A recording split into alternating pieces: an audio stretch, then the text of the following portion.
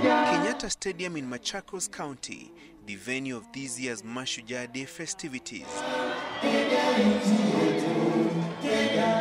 It was the second time national celebrations were held away from the traditional Nyayo Stadium venue after Nakuru County's Afraha Stadium premiered the decentralization of such festivities during the Madaraka Day feat in June this year. The ceremony offering Kenyans an opportunity to remember and acknowledge national heroes and heroines whose exploits in one way or the other were driven by the country's greater good. But recently, the war against mega corruption has been the Jubilee administration's major headache, with the president during a State House summit held on Tuesday, training his guns on institutions charged with slaying the graft dragon.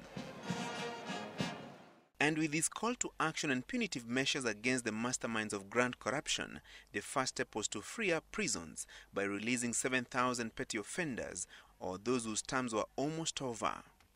Tumewachilia. Hawa ni wale tumesema wezi wa kuku na ng'ombe na mambo chache hii kidogo. Na ndio Chief Justice sasa ako na nafasi ya kufunga wale mabonyenye ambao wameiba pesa mingi. Nafasi kwa jela sasa imetoshea. So kwa hivyo afanye haraka, amalize kazi yake. Wakikubali nipeleke Jubilee nyumbani, ufisadi ambao umekusumbua mpaka jana unasema wengine wabebe their cross. They know if it is your brother Stephen, wao watahama and that will be the end of the story. Focus now shifting to newly appointed Chief Justice David Maraga after the judiciary was identified as the weakest link in the corruption purge. You have space. There's a lot of space now for you to deal with those people properly. Na maharagwe pia ni mingi na mambo ingine. The shame of grand corruption notwithstanding, the 7th Mashujaa Day festivities offered an opportunity for the country to remember and celebrate its pre-independence heroes, such as the Kapenguria 6, Mzee Jomo Kenyatta,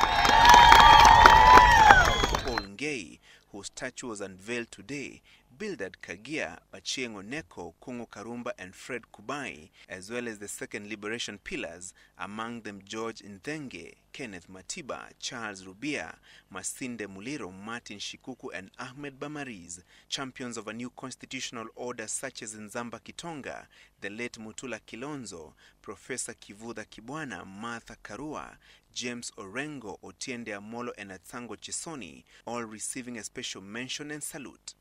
My generation of leaders must realize the promise of this new constitution. And we must therefore entrench devolution, and we must restore the unity our fathers attained.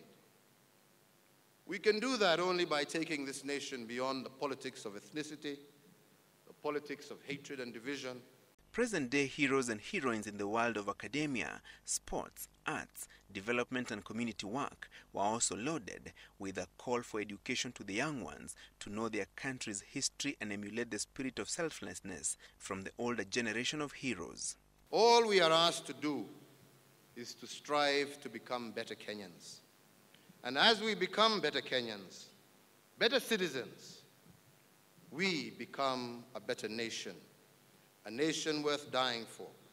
Because only a nation worth dying for is a nation worth living in. With Kenyans scheduled to go to the polls in exactly 291 days, political temperatures are already rising as the opposition team CORD strategizes on how to unseat the Jubilee administration, the president calling for issue-based campaigns devoid of rhetoric that could split the country. Tupingane kwa sera, sio kwa mambo ya ukabila.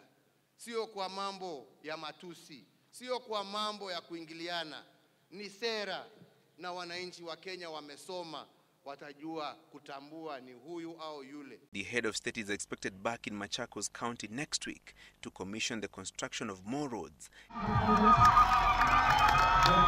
Kenyatta earlier on launching the construction works for a second carriageway at the Athi River Machakos turnoff.